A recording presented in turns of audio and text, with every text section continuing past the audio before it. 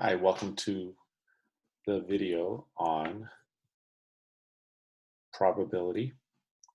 Right now we're doing a little bit of work with trying to find out the probability of different types of events and then trying to see how many times it would happen if we had a total number of events like 100 different times.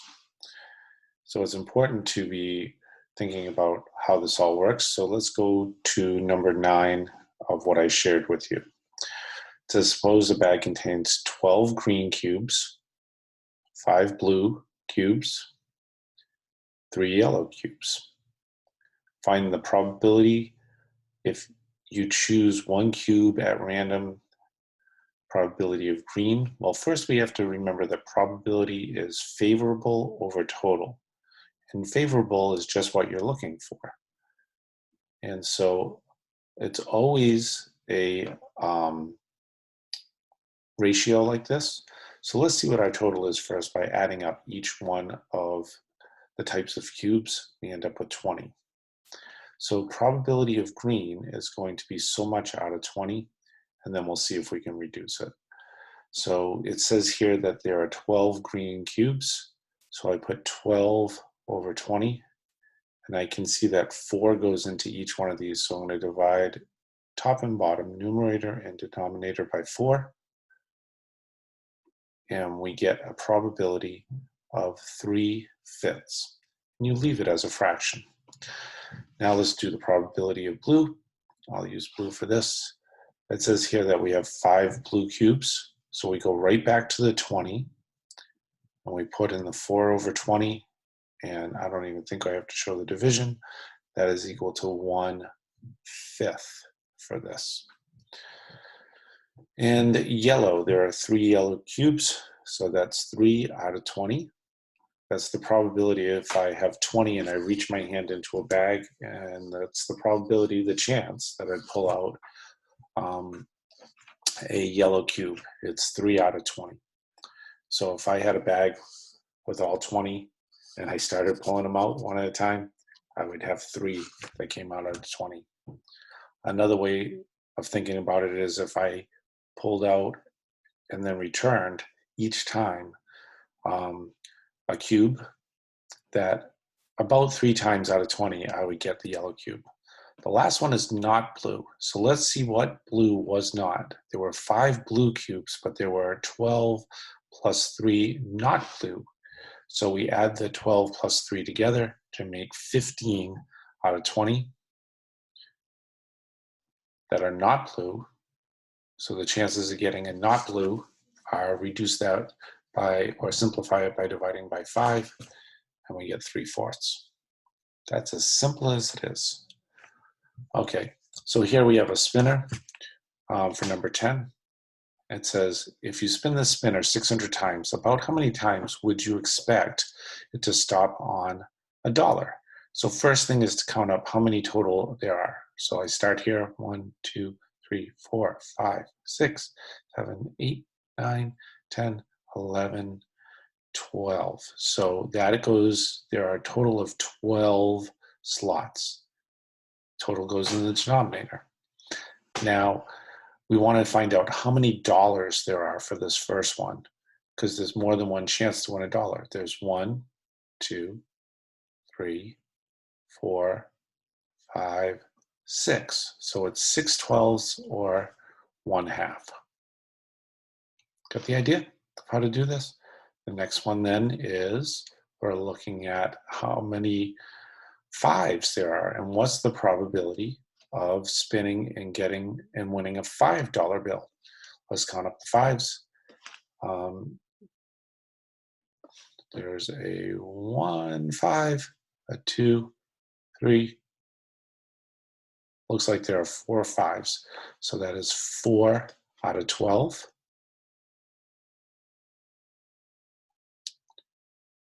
Which, if I reduce, is 1/3 chance. And the last time is $10. So we're going to now take a look at the $10, and it looks like maybe only 2 for the $10, correct?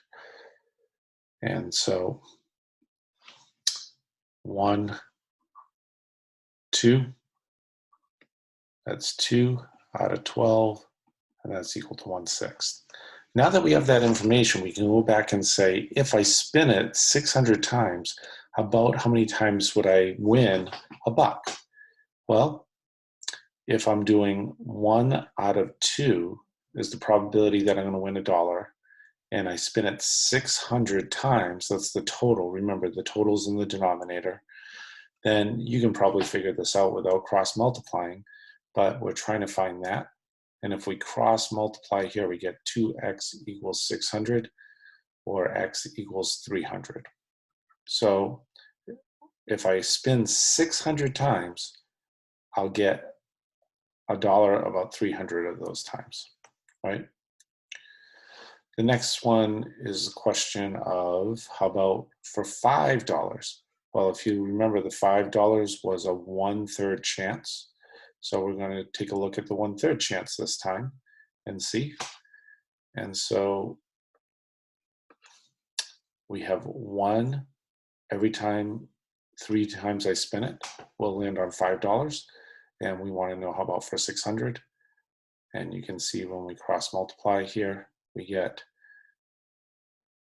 3x equals 600. So x must equal 200 for $5.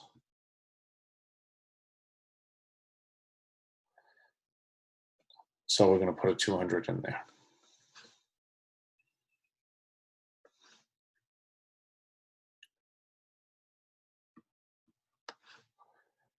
And then finally, for $10, and you can see what the drill is here. For $10, we're doing probability of $10 was 2 out of the 12, or 1/6. And that 1/6, let me do it in green, is equal to how many out of 600? And you can see it's going to be 100, right? If it's 1 out of 6, and I multiply 6 by 100, I would multiply the 1 by 100 as well to not change the value. And so it's 100 out of 600. So there we have the answers for those. You guys getting the idea about these? I think it's pretty straightforward here. If not, come to extra help. All right, let's try the next one here.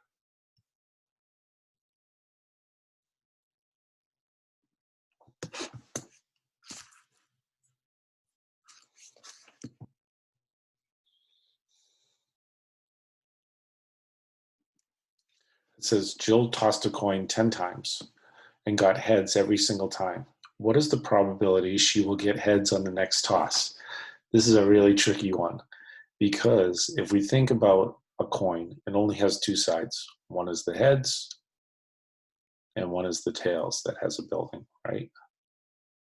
So really, the chance or the probability of getting a head each time is 1 out of 2. There are 2 different things, either a heads or a tails, but you want to just get a head, and there's only one single head that you can get that's favorable, and then out of the 2, either heads or tails.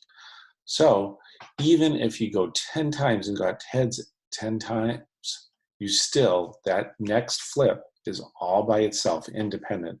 It is still going to be 1 out of 2.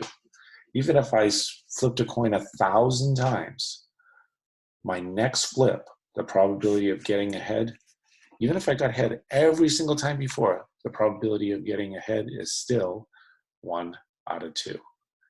So they are independent of each other. I'm going to let you guys do this last one, please. Now that you've watched the video and answered the questions, please give me the answers for these by making sure that you put the total in the denominator, the favorable for each type, let's say blood O positive, in the top type here, each individual one, and then simplify. Once you've done all 4 of these in your notebook, take a picture of it, screenshot of it, and save it to this assignment.